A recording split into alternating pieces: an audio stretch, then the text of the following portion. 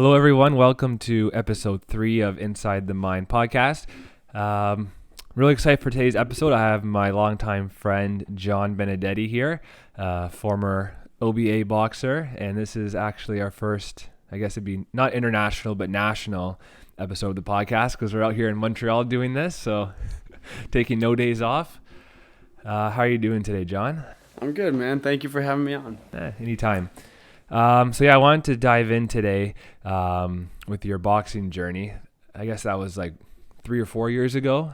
2015, 2016. Yeah. Do you remember when because we started off together. Do you remember that night? Like, I think we were in my basement and I had just come off, I tore my pectoral muscle, and so I was looking for a sport to play that didn't involve that, and we were sitting in my basement, and I was like, I think boxing could be the next sport I do, because you don't really have to use your chest that much, and you get good fitness out of it.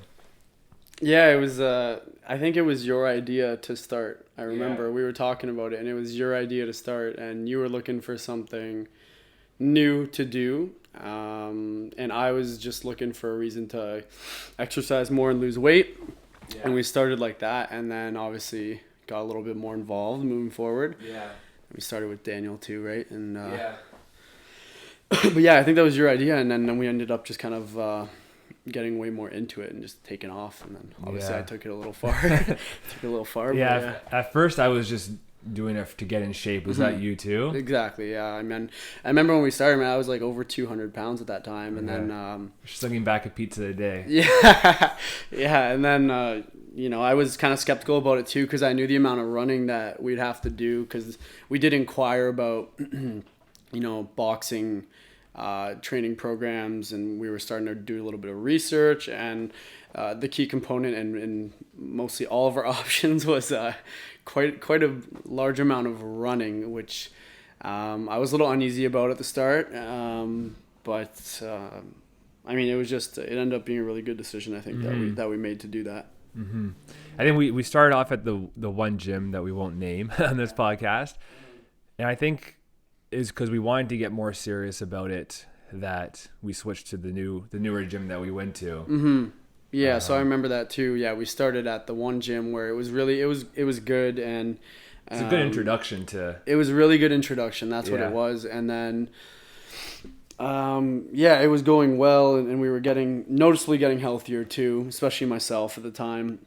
And then we kind of made a decision together to transition over to the other gym, which was an OBA gym, and that's when I think we really started to pick it up, and then it got more involved there. Mm-hmm. Yeah.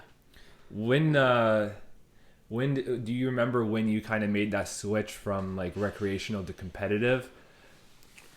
I think it was shortly after we joined the OBA gym, because I remember part of the reason why we switched over was because it was more like of a standardized thing at the original gym. I think there was that one night where we showed up for our class and nobody was there, and they didn't tell us it was canceled. Yeah, and I think it was like right at the end of, because I think we were going month by month, paying month by month. It just was very casual. It was very casual, and it was great if you're starting out. But then we had to make a decision where it's like, we can keep doing this as a casual thing, or we can actually just make this something we want to get a little bit more serious about.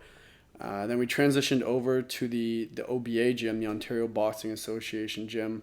And I would say about maybe a couple weeks after we switched over, when I started experiencing, like, when I had a key to the gym. Right. We had, every day training, basically 5 to 7 days a week, and we had it was a totally different experience. I think it only took a week or two after we made the switch for me to decide that I was going to compete whenever they'd allow me to, and whenever I was ready to. So I think, we were doing like Monday to Thursday. It was like about 2 hours a night. And then sometimes we would go in on the Friday night even, and then the Saturday morning too. So really only Sunday was really our only day off. And I think I kind of just went on the same kind of path as you. Like around the couple weeks in, I had thought about doing a fight as well. And and then we just kind of took it there, and we've spent a lot of time in that gym, and then we would do 2 hours in the ring or the pads or whatever, and then we would even go to the treadmill after for like an hour. Yeah. I mean, in terms of time spent at that gym, it was. I remember it. I haven't been there in years, and I can remember it like the back of my hand. Like it was like a second home. Like we were there for hours, because even the time inside of like the training room, if we weren't in there, we were in the other room running like 10K. So yeah, it got really, and as the like, you start taking nibbles, and then you start taking full bites, and then you start realizing like, oh my God, this is really picking up momentum here. And you just like, for me at least, it just like consumed me. And it was something where like I was in school at the time, but I didn't have the heaviest schedule. I was in university, so I had the time, and I really ramped things up, and I was there for easily 3 hours a day, 6 days a week. Do you remember the first time that you went sparring? So I remember my first time I went sparring, it was against that tall Serbian guy. I forget his name, but he was like at least 6'4", 6'5", and he was just like wailing on me in that ring, and walking out of that ring with a huge headache and just like so sore. It was like a huge shock to my body, because it's one thing to be like on the bags and the pads and kind of just like watching them spar in there, and then it's another thing to actually be in it and take those beatings.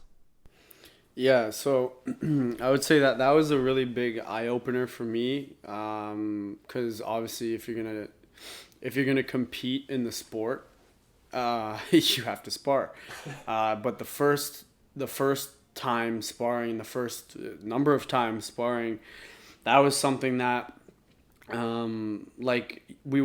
wasn't concussed per se, but your head hasn't taken that physical contact ever. It's not used to it, and you're leaving with a headache every time, and you're leaving like, it was very, very odd, and you're confused, almost wondering if you are concussed or what's going on, and the coaches and trainers are telling you like, you just got to get used to it. You just got to get, if that's even. Yeah, to that date, I don't know like how much I believe that you got to get used to it. There has to be a different way. You have to get used to taking blunt trauma to the head. That I don't know if that's worth getting used to, but anyways, you got to get used to it. You got to get used to it. And actually, sadly, I did enough of it to know that you do get used to it. But I mean, initially when you go, let's say how many years, like your life without taking those blows to the head, and then you start taking them to the head, and even the body, the ribs, wherever, but the head is the biggest one, I'd say. When you start taking them, you really realize like just how taxing this is, even just a quick sparring session on your body. And it was harder than ever at the beginning. Yeah. Do you remember the couple of times that we had sparred together? I don't know about you, but for me, it was hard to like kind of turn like that friendship like switch off, and to think of you as like a competitor. I don't know. I never was able to really go like 150% in those, because it was like, couldn't wrap my head around it. Maybe that's just I didn't actually do a boxing fight, because I don't have the mentality to do that. But did you feel that same way, or are you just looking at me as like, any other guy? Yeah, I didn't feel that way myself. I felt like I just left it out, and I was really focused on like what I was doing. Probably why you kept kicking my ass. No, but no, I didn't feel that, because then it would affect my ability to properly train, I feel like. So if I was thinking like, hey, like that's, like one of my best friends right there, and I don't want to hit him too hard, or what if I miss and I slip up and I hurt him or something? I wasn't thinking that, because if I was thinking that, then I feel like I'm not accomplishing what I need to be accomplishing when I'm in the ring, whether it's with you or anyone. Yeah. So did it like take you a while to kind of not think about those things, or was it kind of something that's come naturally? Maybe growing up playing against friends in different like competitive sports kind of shape you up to kind of just look at the other person as more of a competitor and not kind of as a friend? Yeah, so it's a good question. I think I grew up my whole life playing competitive sports in whatever capacity. I mean, whether it was football or hockey or soccer, whatever the case was. And all those times, like growing up as even a young child, moving into like my later teen years, playing those competitive sports, one thing that you notice, and I'm sure you notice the same thing, is that you're either playing with all your friends on your team, or a lot of the times your friends are on the other team. So it is something that for me, with us in the boxing ring, it did come rather naturally, I would say, because it's something I had been doing for quite a long time already. But I'll admit, the first couple times was a little odd. We didn't spar too much near the second half of my training, but I mean the first couple times we did spar, it was definitely kind of odd for me, but then it did come rather naturally, picking it up and just focusing on what I had to do. Yeah, if that makes sense. Yeah, I can't remember towards the second half if either I stopped going or you were just going a lot more. I think I stopped sparring at one point. I remember that. I don't remember that too, and I also because when I had to spar, sparring just for general training and sparring for the fight. Yeah. Then I had to spar specific people, right? And had to people that actually knew how to box back. Well, they knew more than that. Yeah. Sure. Yeah. And obviously, kind of like we talked about before we started recording, that every athlete has an injury at some point in their lives, and probably multiple injuries, obviously. And you had two of them both of them was when you were training, none during the actual fight. No, that's correct. Yeah, so both were during training. And that was your wrist and your head. Which one? I forget which one was first. Was it your wrist? It was the head first. Oh, the head. My head first. But I mean, these are two injuries that notable ones that I had during the training. I mean, excluding all the other all the other things you're dealing with from a physical standpoint, while you're in it. I mean, you're sore and you're hurting all the time. But in terms of notable injuries, the concussion, which was almost inevitable when you're doing this. The concussion was the first one, and then my right wrist was the second one. Yeah. The concussion. What was the recovery time for that? Do you remember? You know what? With those, it's really not a one size fits all. But mine specifically, I don't know. And I'll be honest, I may have even came back earlier than I should have, because I was getting really frustrated. I don't know if you remember. I was getting really, really frustrated. Yeah. Because I got concussed in sparring. I don't know if you remember who, but yeah, I remember who. Yeah. Basically almost a pro boxer. Yeah. He's probably pro right now.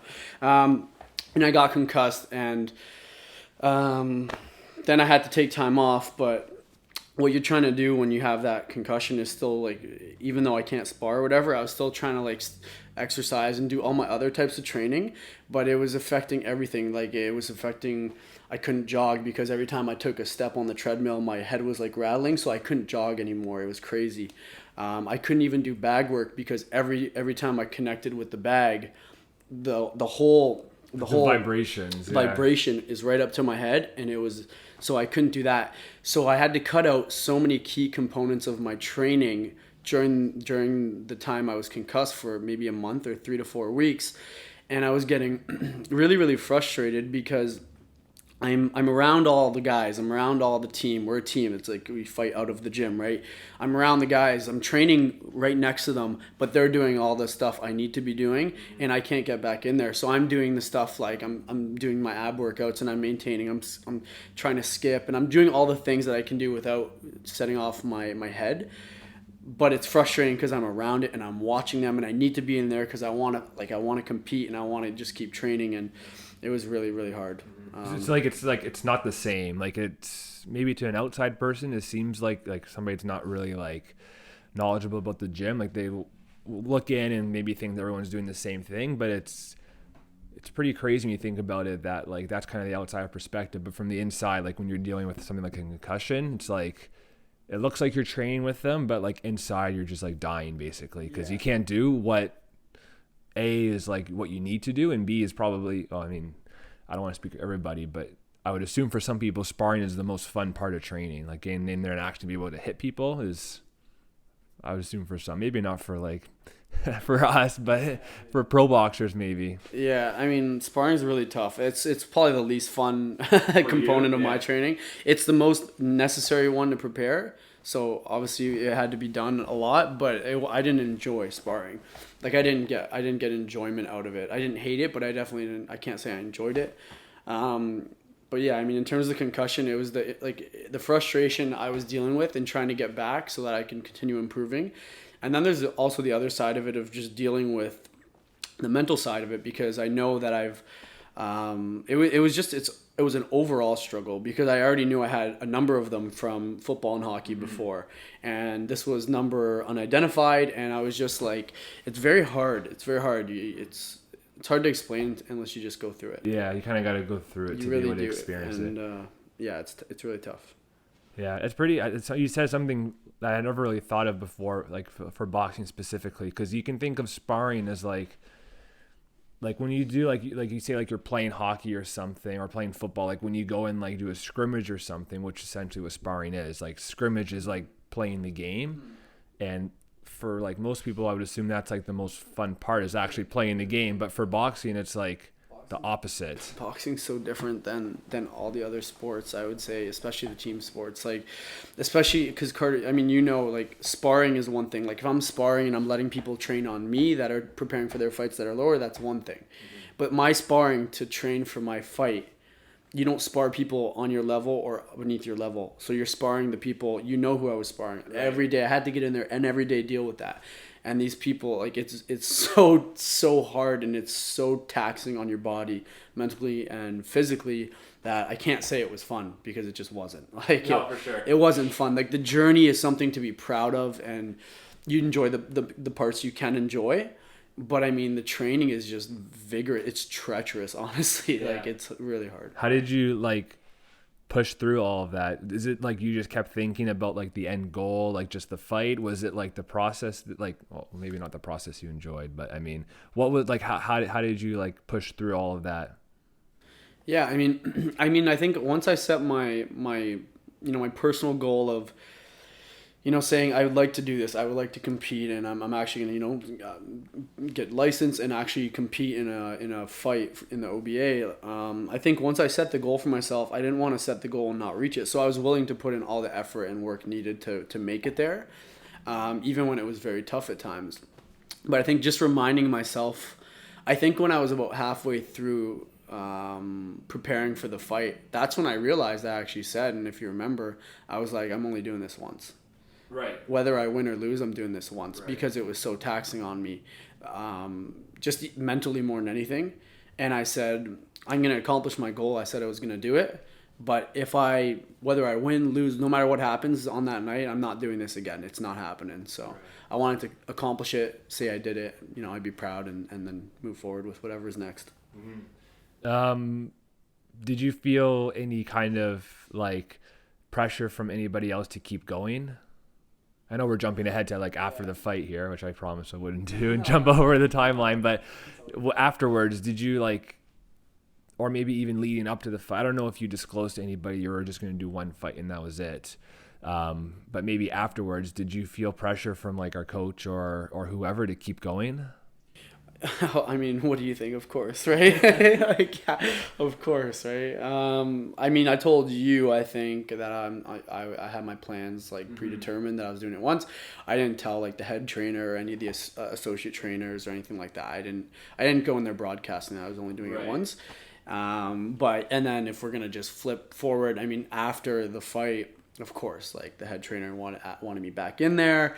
The associate trainer, I mean, them. I'm just not going to say everyone's name. They asked me to come back in and keep going. And like, I think they thought I was going to start really a career. Yeah, almost. like really going and just competing and continue at it. I think they do. Yeah, they did think that. Which makes sense. Yeah, it does. Leading up to the fight, what were you kind of thinking? Because it kind of sounds like as you were getting closer into the fight, you were just like kind of almost doing it just to get it done with, like as to kind of prove it to yourself. So what was like because even for myself, like I couldn't even reach that point, because I had just seen that movie with Will Smith, that CTE concussion movie. Is it actually called Concussion? I think it is. It might not be. I think it is. I don't know. I'm not a movie guy, but I saw that and I was like, yeah, I'm out of here. And so I'm interested to like hear your kind of approach to coming up to the fight, and kind of something that you were kind of already kind of like had one foot out the door. So like, what were you thinking leading up to that day? Yeah, absolutely. I mean, you just basically you hit the nail right on the head there. I was just maybe the best way to explain it is actually, if you remember, I was supposed to debut in November at that initial competition, and then I had the wrist injury in sparring like 3 or 4 weeks before, and I couldn't go anymore. But in terms of preparation, like I was so ready to go for that fight. I was ready. I was totally prepared. If I didn't get injured, that's when I would have had my fight. Working my way back from the wrist injury then, and then just getting back into the swing of things. The next competition wasn't till like April. Yeah, it was in the spring for sure. It was in the spring for sure. April, May. Yeah. So like 4 or 5 months later, and it was like I was so mentally prepared for that, November timeline. I was just focused on that, like sight set. And then the wrist injury was so hard to come back from. That was really tough. And then it's hard to explain, but I was almost like going through it again. Like I just went through all of that, and it's like, okay, November, I'm going to have it. I'm done. I'm going to do it. And then it just delayed it. And the training doesn't stop though. So you keep doing the training and you keep going and you're going. And I mean, by like a month or two before, probably a month before the fight in spring, I was so mentally checked out and so physically drained that I was not enjoying any components of it anymore. I wasn't enjoying the sparring sessions. I wasn't enjoying the training.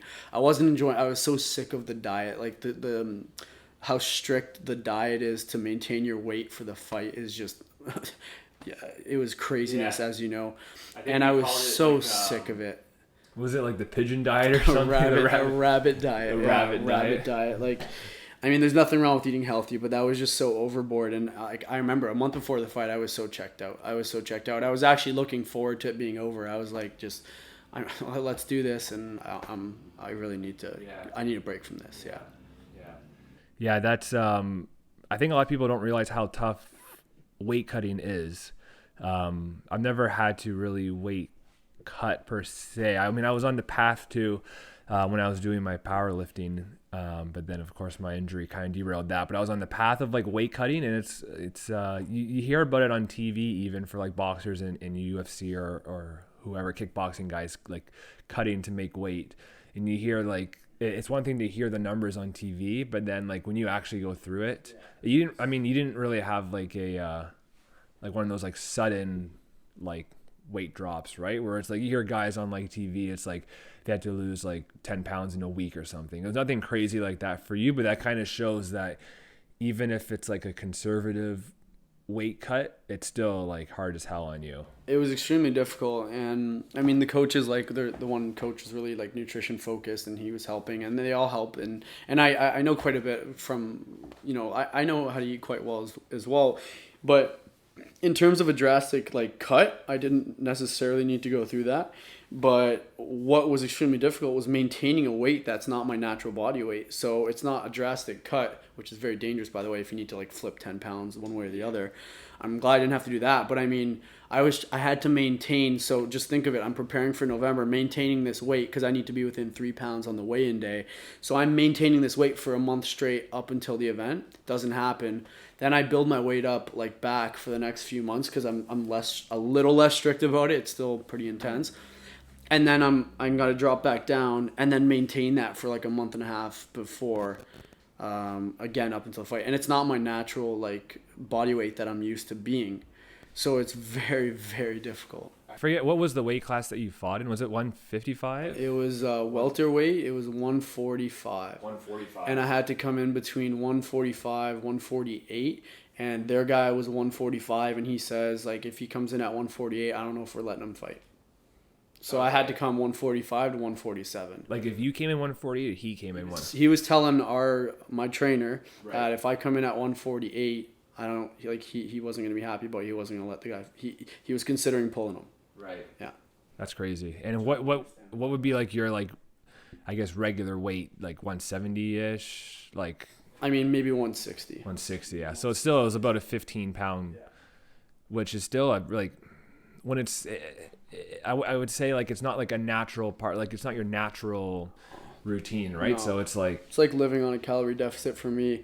And I remember even up until like the day of the fight, I was just so I felt malnourished almost. It was not good. I wasn't healthy. I was unhealthy on the day of the fight. I was not even healthy at that point. Because I felt like my body was lacking like essential nutrients. And then actually before, they were actually thinking of having me fight at 139.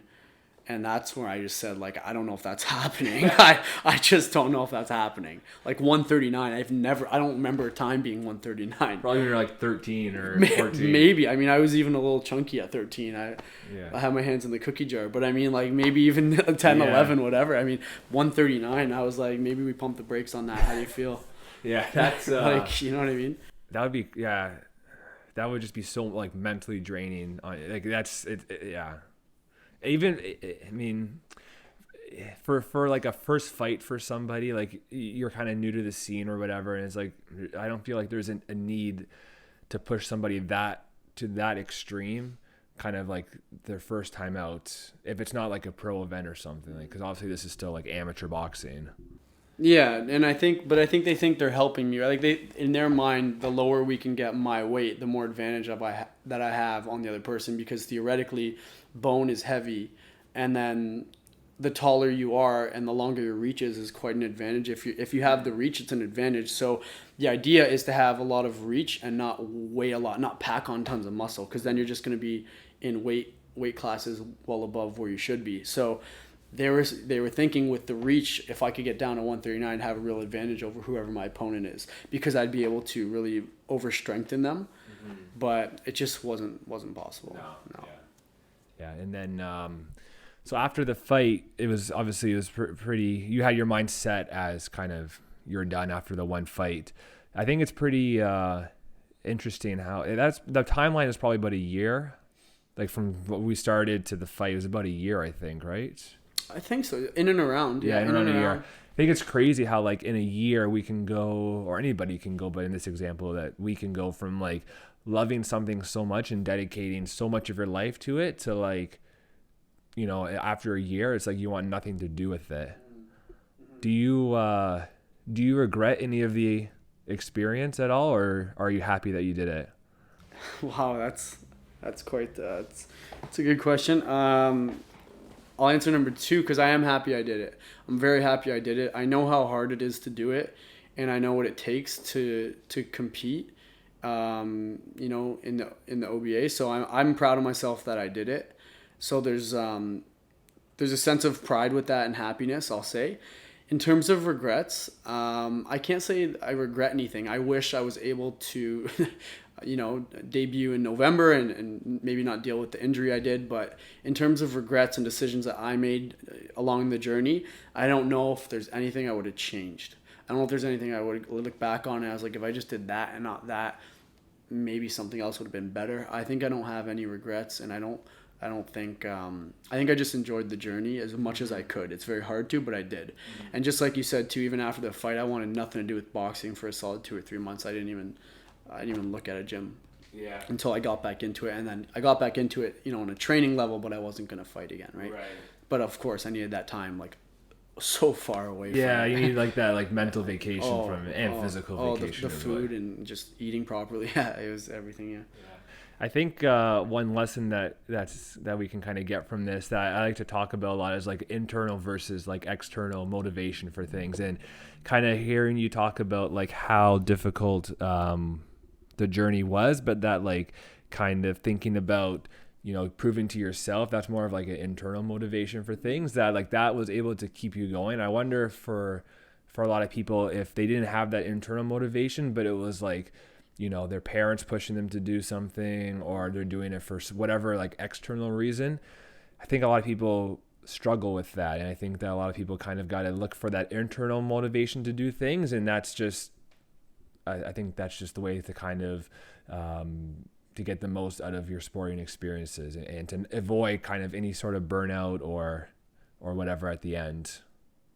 I mean, I would agree. And there was, I mean, in terms of external motivation, external pressure, I mean, you were around the environment that we were around. There was lots of it. I mean, we had had like maybe one head trainer and then 3 under him, and then a lot of like senior boxing guys who were trainers as well. Like we had a team there, but like the pressure to do certain things, just fighting at 139 is one example. There's many examples, but I said no to certain things along the journey because I was going to do it for myself, and I was going to do what I wanted to do because I knew I wasn't there to please anyone else or do anything for anyone else. So I just stuck to what I wanted to accomplish out of my journey. Was it hard to say no to people, like when they were like pressuring you to do certain things related to boxing? Was it hard to say no to that, or did you have a pretty easy time saying no? I mean, you know me pretty well, so I didn't have a hard time saying no. Sometimes I was conflicted, I would say, because you really build a special bond with the people that you're with. You're with these guys every day for hours, every day. Like they start to become your closest friends and acquaintances. So sometimes there was a little bit of confliction if I didn't really want to do something that they were clearly very excited about and they really wanted me to do. But I wouldn't say I had a hard time saying no. I mean, I'm kind of just, as you know, kind of like that. I'll do things for me, right? And I wouldn't do things to please others if it won't make me happy either, right? Well, I think that's a good point to end this off on at the end of the boxing. If you guys liked any part of this podcast, please share it with your friends and family. And I'll see you guys next time.